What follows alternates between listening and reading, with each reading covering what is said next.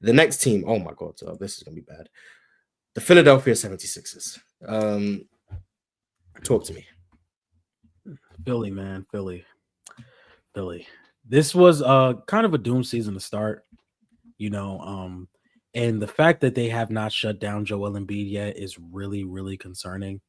And it's like you guys are what 4 games out, or I would say 2 to 4 games out of the play-in at this They're moment. now the 12th seed. They're now below the Nets after that Nick Claxton game winner. Yeah, Yeah, they're 20 and 36. They are about 2 games behind the Bulls for the 10 seed, which is, and it's like why even compete for the 10 seed? Because one, you have to win 2 they're games. competing to lose to Cleveland. That's what they're doing. Exactly. That's exactly what they're doing. So it's a lot with injuries. Paul George has been extremely disappointing this season. Joel Embiid I don't think he's played more than 25 games this year. Jared McCain, which is probably their brightest spot of the season, in my opinion, just because I was a Jared McCain guy coming into the draft. Him playing the way that he did, it was really exciting to see. And now, like, you have a lot of injuries. Paul George is playing bad. Joel Embiid hasn't looked good when he was on the floor. I mean, he just has not looked like the same Joel Embiid we know. He's been sluggish. He's been not really into it. And part of me is like, you should have shut him down. You should have shut him down, gave him the surgery. It's like, look, you're going to rest this entire season. We're going to get this top 6 protected pick. We're going to go into next year, either trading the 6th pick or going to get somebody who can make a difference on this team. Either way, just having it is better than not having it. So now there's a world where OKC probably gets like the 11th pick in the draft. And, that's what happens. But it's really disappointing for Philly, man. It feels like they can't catch a break because in the end of the day, I think Philly has done their job when it comes to giving Joel Embiid a supporting cast, whether it's James Harden, whether it's drafting Tyrese Maxey, whether it's going out and going to get Jimmy Butler or getting Paul George. They have done their job as in putting a situation around Joel Embiid where he can win. And it's like, you can't get lucky. You just can't get lucky. Daryl Morey and James Harden get into a feud. They pick Tobias Harris over Jimmy Butler. Ben Simmons decides he doesn't want to shoot anymore. It's just a lot of things that didn't go Philly's way. And it hurts, man. Like, I'm telling you, if they didn't have the Eagles, you would have to check on Philly fans. But yeah, man. I mean, it's an extremely disappointing season. It makes it worse that they can. I can see like they can still get their pick, but it's just like you're gonna have to beat out the Pelicans, Utah. You're gonna have to beat out Washington. You're gonna have to beat out Charlotte, and then there's a 15 that I'm forgetting. But I If just that pick falls out the top 6, it goes to OKC. exactly. So it's like you could get the OKC could have the 7th pick in the draft. And go get somebody where it's like, you know what? He would probably do really well with a team that needs him. But you know what? He's going to sit at the end of our bench for 2 years. Then we're going to forget about him. Then he's going to come in. He's going to be a really good player. So, yeah. Before I get negative, because there's not a lot of positives, Tyrese Maxey is a hell of a player. Yeah. He started the season slow, dealing with some of the more aggressive coverages he's had to see because Joel Embiid wasn't out there and he didn't look great. And I was very vocal about that. But the last 2 months, maybe, I don't know how long it's been, Tyrese Maxey has been really good. He's adjusting to the coverages he's seeing. His speed, his quickness, his ability to get downhill, his ability to break traps, his ability to shoot threes out of pick and roll, shoot threes off the bounce, really commendable. Since December 8th, he's averaging 29 points per game, shooting 47% from the field and 37% from 3 on 10 attempts a game, with 7 assists a game. Now the Sixers still suck, but that's not because of Tyrese Maxey. I think he's been one of the very few bright spots in Philly. Jared McCain was another one. Looked really, really good offensively. Now defensively, yeah, whatever. But really good offensively. Really good offensively when he was available, and he tore his meniscus and they gave him the surgery that they should have gave someone else. We'll get to that. Quentin Grimes, since he's been there, I've liked what I've seen. His quickness, his ability to be decisive, not hold the ball, make quick decisions. You'll hear me say a lot about role players making quick decisions. That's something I value a lot. Quick decisions. Quentin Grimes is really good at that. Yabusele, I think, was getting probably a bit overrated by people just because of like it's nice to see Yabusele in the league after what he did in the Olympics and seeing him back and making What did he do? Just dunked on a fraud and stuff and looks really good. But yeah, like I think defensively, I still think he's not viable defensively, in my opinion. But I do think offensively there is a value to what he can do now. His release is a bit too slow, so you close out all of a sudden he's not exactly a viable shooter, but he's still valuable. I think he's been a valuable piece for the Sixers this year, and I think he's got a long-term job in the NBA. I think Justin Edwards has been really good for the Sixers, especially as an undrafted player coming out as the number one recruit in high school. Obviously, he didn't have a great year in college, but still he's in the league making an impact, being valuable. I've now run out of positives. So, Nick Nurse, I got to apologize to Penn and Ox. He is doing some of the most egregious coaching I've ever seen in terms of rotations, in terms of schematics, in terms of philosophy. I can't blame him for Embiid still playing because I don't know who that's on. I don't know if that's the front office or him. I don't know. But I'm getting tired of Embiid saying after every game, I'm not right.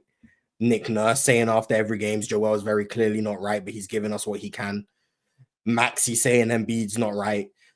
If everyone can see and everyone is in agreement that he's not right and you're playing for nothing, why are we playing? What are we aiming to achieve out of this season? He's not going to play his way into shape. Like, it's not that he's out of shape. He is hurt. He is compromised. There's no reason for him to be on the floor. You're not playing for anything. You're not competing for anything. It looks like malpractice from the organization, if I'm being honest. I don't know why he's playing. Let him get the surgery. Let him recover. Bring him back next season. We'll see what we have. This is the worst Joel Embiid has looked in his career. This includes rookie Joel Embiid. He has looked terrible. He doesn't look like an all-star. He doesn't look like an all-NBA player. He doesn't look like an MVP candidate. He looks like a sub-all-star player. He can't impose himself physically. Defensively, he's been horrible. He can't move around the floor. He looks bad. Joel Embiid looks bad. Don't play him. We don't need to play him. I can assure you, Philadelphia 76ers fans do not want you to be playing Joel Embiid right now. Shut him down, please. Now, Mr. Paul George. Yeah, this is the one. I said last year that Paul George was not the second best player in the Clippers. James Harden was better than him. And that was met with some pushback because Paul George shot 41% from three, averaged 23 points per game. He was the all-star on the Clippers. It was cool. Everyone was praising Paul George. Ignoring the fact that for like 3 months of the season, he decided to stop trying on defense and he was just going through the motions throughout games and he was just trolling. Ignoring that because he put up 20.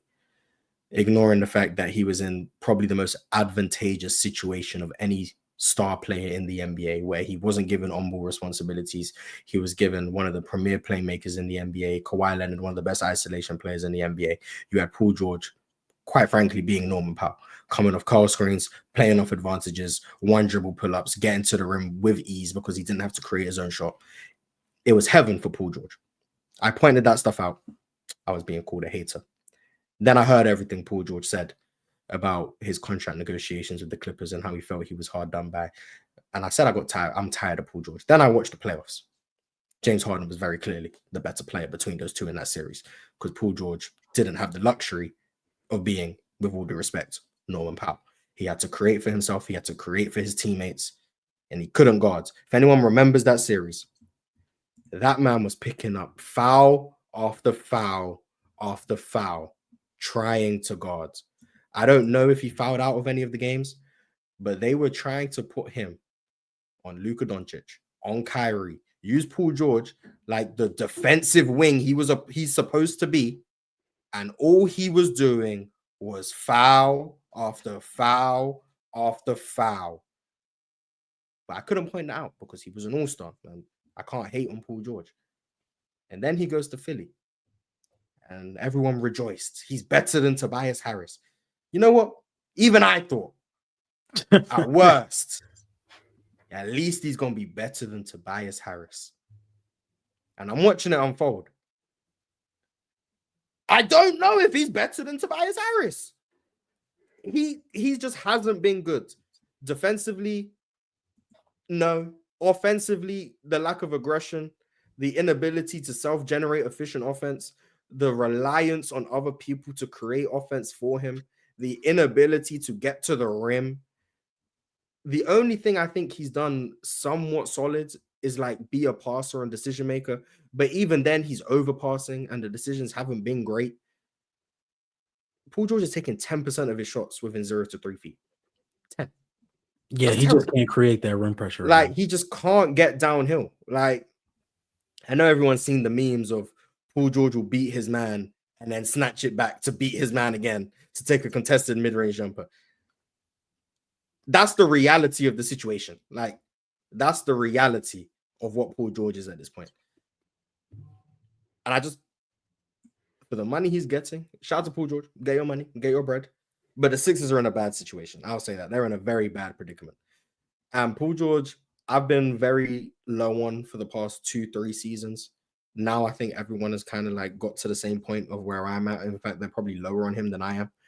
But it's not good. Paul George is not good. Shut him down as well. He said he's playing. That's his. I'm not going to call it an excuse because it sounds valid. He's getting shots to play in every game. Yeah. Why? In his like left hand or something? Why are we playing him? There's no need. They are 20. The Philadelphia 76ers are 20 and 36. What are they playing for? They're not playing for anything. It's like, shut them down. Paul George is going to be 35 soon. Joel Embiid is the oldest 31 we've ever seen. Shut him down. Shut them down. Like, there is no reason why they are playing. I need an explanation from Daryl Morey or whoever's on the Philadelphia medical staff or someone to explain why they are playing. The Philadelphia 76ers are not an all-time bad team, but I do think they are having an all-time bad season in terms of how they are handling what they should have been and what they're dealing with. So I don't know if you agree, but I'm going to make an executive decision. The Philadelphia 76ers are the first team going in the all-time bad category. And I can assure you, I think only one other team is going to join them. Yeah, I can see it. It's bad. It's bad. Because it's like the only reason I would be like, you know what? And once again, I still don't even agree with this. They were like, you know what? When Embiid and Paul George aren't playing, we aren't getting any money. Nobody's coming to watch. Nobody's tuning in. Nobody's buying merch. So if these guys can play, they're going to play. Damn it. But that's the only thing that I can think of. That's the only thing I could think of. And I still wouldn't agree with that. But because it's like you're playing with Joel Embiid's career at this point. Like, yeah, we're starting to get to a point where it's like how much more surgeries is he going to be able to have to still have the confidence to suit up for the next season? So it's just like, you know what? Get his ass off the floor. Let's get you this surgery. You'll be all right for next year. And they could have really secured that top 6 pick. They could have really secured it. But instead, and it all went downhill once Jared McCain got hurt. And once again, I have a bias towards Jared McCain because he's become one of my favorite players. But it sucks. It sucks. And it's just like, it's sad. It's really sad because it's like you can't catch a break. And Joel Embiid is one of the most talented big men I've ever seen. And it's like one really good playoff run from Joel Embiid can change the whole narrative about him. It's like people are going to overlook last year where if he would have played 65 games, he would have been my vote to win MVP.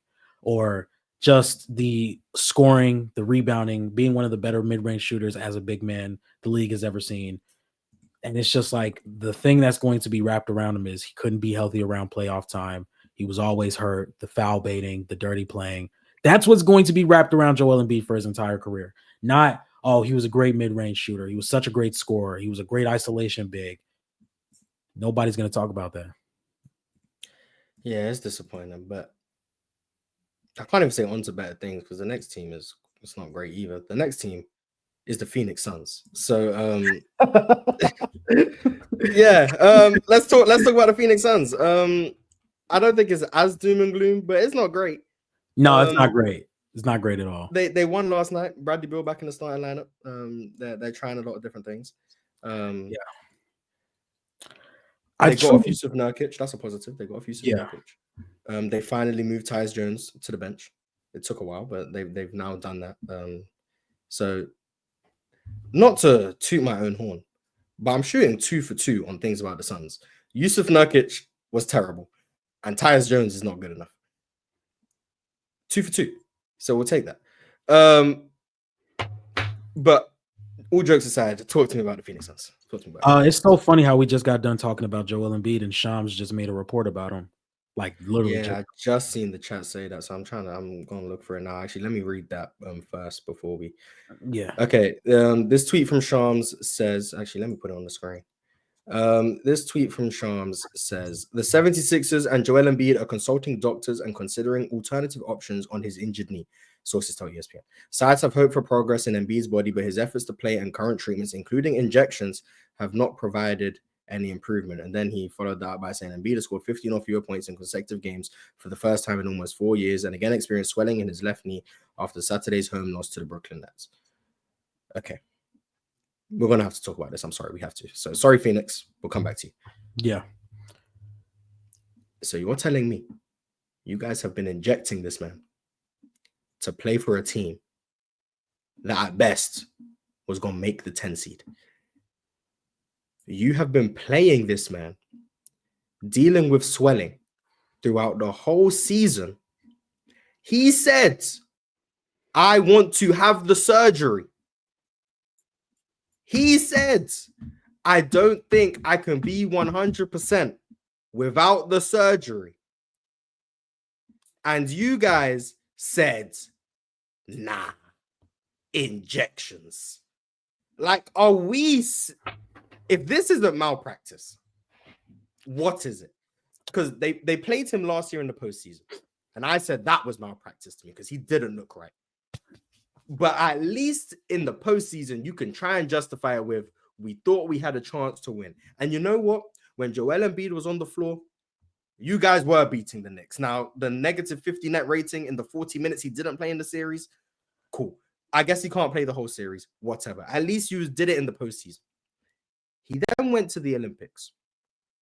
Don't know why he did that. Yeah, we saw Kawhi Leonard, and whether that's the Clippers or Team USA, look at Kawhi and say, he's not ready. He can't go. That was commended. It was, okay, let's get Kawhi for the season, the thing that's more important. Joel Embiid goes to the Olympics. After looking completely wrong in the postseason, he went to the Olympics. He had a brace on his knee the whole time and still looked like he couldn't move. But he was there. They didn't do anything about it. The Sixers didn't intervene. They let him go. He then comes into training camp, and we're hearing about the swelling in his knee, the problems, how they have to manage this, and yada, yada, yada. And he couldn't participate in training camp or in preseason. He then misses the opening portion of the season because the swelling in his knee will not go down. He then comes back, and I believe, I may be wrong, he came back early on in the season after like 10 games. And after about 3 games, the swelling was back. And he ended up missing some more time. And then he came back again, got hit in the face, got a sinus fracture. That could have been the sign right there. It's just not meant to be. And ever since, you've been dealing with swelling and missed time. He plays 4 games and then he can't play back-to-backs. And you're dealing with the swelling. You're now injecting him to keep playing in these games. All the while, the team sucks without him. The team sucks with him. He doesn't look good when he's out there. The team doesn't look good with him when he's out there. This looks like malpractice to me. I'm going to keep ranting, and I don't want to because I do want to get back to the Phoenix Suns. So, John D, what's your thoughts on that report, the situation? Yeah, I don't know how Joel Embiid looks at this and says, you know what? I'm just gonna take my talent elsewhere. At this point, like, and I know I'm not usually the guy to be like, you know what, Joel Embiid just needs to go, but it's like we've seen teams ruin NBA players. I think this happened to Isaiah Thomas. I also think this happened to Victor Oladipo, where they kind of not died down, but they kind of like sold them short on how bad their injury truly was so they could play more, and it ended up ruining their careers. And this is something that could very much ruin Joel Embiid's career, not just like ruin the season, but ruin the entire career. So it's really disheartening to see a team like Philly just inject him with things. And then I still wouldn't understand it if you guys were contending, but you guys are not even in the play-in right now. You're not in the play-in. Jared McCain's out. Paul George is also hurt. You had a top 6 protected pick. Eric Gordon has a wrist injury that apparently 2 specialists can't figure out. Like, let it Andre go. Drummond has been dealing with a foot injury for a very long time. I don't know what the Sixers have going on with their medical stuff, but something is They wrong. all need to be fired. They all Something need to is be wrong. fired. Like, it's awful. It's awful. And it's like we've seen this happen before. We've seen teams like sell short players' injuries. And it's like you have a player who, once again, and it's like this is why I don't understand the Joel Embiid narrative, because it's like every time Joel Embiid is on the floor, you can clearly tell he wants to be on the floor. People try and use Joel Embiid's injuries against him when it's like, I'm sure 1000% if Joel Embiid had to choose, he'd rather be on the floor. So once again, so to have that type of player and to not want to do right by him when he has constantly been through injury and came in season after season wanting to be in Philadelphia, wanting to provide a championship for Philadelphia. And we're like, you know what? We're going to bust our ass to try and be 35-47, make a 10th seed, and lose to the Cleveland Cavaliers in 5 games, just so you can have the surgery in the offseason. You can miss the first quarter of the season, and we can run it back all over again. We're just going to do this for the next 3 to 5 years. You're going to play through injury. You're going to get the surgery in the offseason. You're going to miss the first 2 months of basketball. We're going to be the 6th to 10th seed once again, and we're just going to keep running it year after year after year after year after year until you retire. That's what we're going to do, Joel Embiid. It's disgusting. It's awful. It's awful. It's awful, bro. Like, you don't have a player of this talent to where that's had all these season-ending injuries or all these terrible injuries to his knees at that. And you're just like, you know what? We're just gonna pump him with some fluids. You know, we're gonna give him some injections. He's gonna play through it. We're gonna be the 10th seed. We might lose to the Hawks. We might lose to the Magic. But if we get through those two, we're definitely losing to the Cavs. And we're going to give OKC another pick, you know. So yeah, I really tried to steer clear from this topic, but you know, I might have to make a video. I usually let things like build up before I make a video. Like the Suns, they had to get a video from me, but yeah, this is really sad. It's really sad, bro.